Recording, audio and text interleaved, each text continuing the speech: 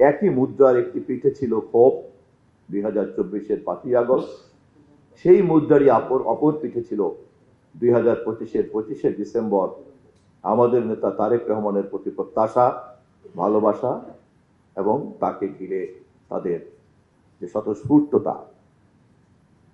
আমাদের নেতা অত্যন্ত যথাযথভাবে তিনি বলেছেন, আই হ্যাভ এ প্ল্যান।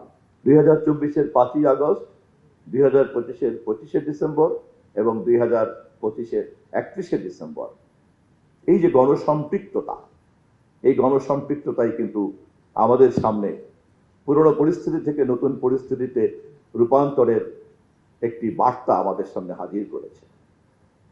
এবং এর মাঝে আমাদের নেতা তিনি এই পরিস্থিতি ভালো করে জানেন, বোঝেন বলেই কিন্তু 31 দফার প্রেক্ষাপটে দাঁড়িয়ে তিনি বলেছেন, আই হ্যাভ এ প্ল্যান।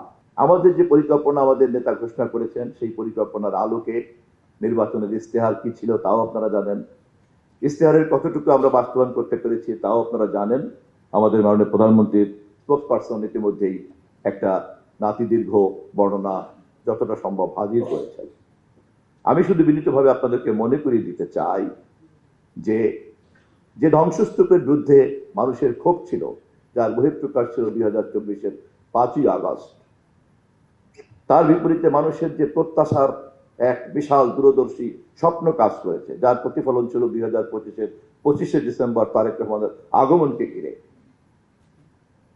কি পরিমাণ ধ্বংসস্তূপ থাকতে পারে, এই পরিমাণ ক্ষোভ থাকতে পারে, পালিয়ে যেতে বাধ্য হয় ফ্যাসিবাদের শিখণ্ডীরা। কি পরিমাণ প্রত্যাশা থাকলে জনাব তারেক রহমানকে ঘিরে 2025-এর 25শে ডিসেম্বর এই পরিমাণ স্বতঃস্ফূর্ত ভালোবাসা বেরিয়ে পড়তে পারে। কি পরিমাণ শ্রদ্ধা ভালোবাসা থাকলে পরে বেগম খালেদা জিয়ার জানা যায় কোটি জনতার স্রোতে ভেসে উঠতে পারে। নগদ নিয়ে এলো হার না মানা হার অফার। সর্বনিম্ন 10,000 টাকা রেমিটেন্স নগদে পাঠালে থাকছে স্বর্ণের হার জেতার সুযোগ। ফলে এই ধ্বংসস্তূপকে আগে আমাদের প্ল্যানকে বাস্তবায়ন করার, উপযোগী করার একটা দায়িত্ব আমাদের ঘাড়ে পড়ে আছে। ফলে আমাদের পুরো পরিকল্পনাটাকেই ধ্বংসস্তূপকে পরিকল্পনা মাফিক পুনর্গঠনের কাজে নিয়ে যাওয়ার জন্য প্রথম দিকের একটি পর্ব আমরা এখন অতিক্রম করছি। এই পর্বে সেই ধ্বংসস্তূপকে অর্থনীতি বলেন, সমাজ বলেন, রাষ্ট্র বলেন, রাষ্ট্রের প্রত্যেকটি অ্যাপারেটাসকে বলেন, প্রত্যেকটি অঙ্গ বলেন, প্রত্যঙ্গ বলেন, প্রতিটি জায়গায় এটাকে আমাদেরকে প্রথমে ততটুকু ভাবে বিনির্মাণ করতে হচ্ছে যতটুকু বিনির্মাণ করতে পারলে আমাদের নেতার যে ঘোষিত আই হ্যাভ এ প্ল্যান, সেই প্ল্যানটাকে আমরা একটা কোর্স অফ অ্যাকশনে নিতে পারি। সে কারণেই প্রথম পর্বের এই দিনগুলিকে আমাদের ব্যয় করতে হচ্ছে যত না বেশি কর্মসূচি বাস্তবায়ন করার জন্য, তার চেয়ে বেশি বাস্তবায়ন করতে হচ্ছে ধ্বংসস্তূপকে নতুন কর্মসূচি গ্রহণ করার উপযোগী হিসাবে গড়ে তোলার জন্য। আপনারা নিশ্চয়ই প্রশ্ন করবেন, আপনাদের প্রশ্নের উত্তর দেওয়ার মধ্য দিয়েই আমাদের সরকার জবাবদিহিতার সংস্কৃতিকে চর্চা করবে এবং জনগণের সামনে হাজির হবে।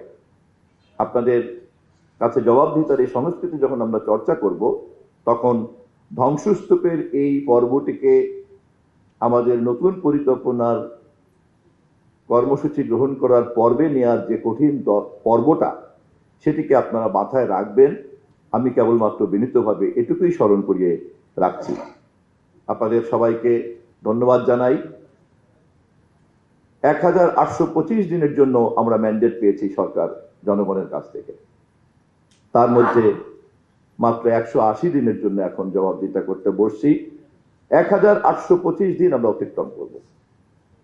এই 180 দিন ধ্বংসস্তূপকে গুছগাছ করা, মেরামত করা, যে কোনো ধ্বংসপ্রাপ্ত জিনিসকে কাজে লাগানোর আগে যে কি কি কাজ থাকতে পারে আপনারা সবই ভালো বোঝেন। ফলে প্রথম দিকের পর্ব আর শেষের দিকের পর্ব এর মধ্যে কিন্তু আমরা আশা করি আমরা যখন আমাদের মেয়াদের একটা নির্দিষ্ট পর্ব অতিক্রম করতে থাকবো, আমরা যত সামনের দিকে এগোবো তত স্মুথলি আমরা আমাদের প্ল্যানকে বাস্তবায়ন করতে পারবো যথাযথভাবে, যা ঘোষণা করেছেন আমাদের নেতা জনাব তারেক রহমান।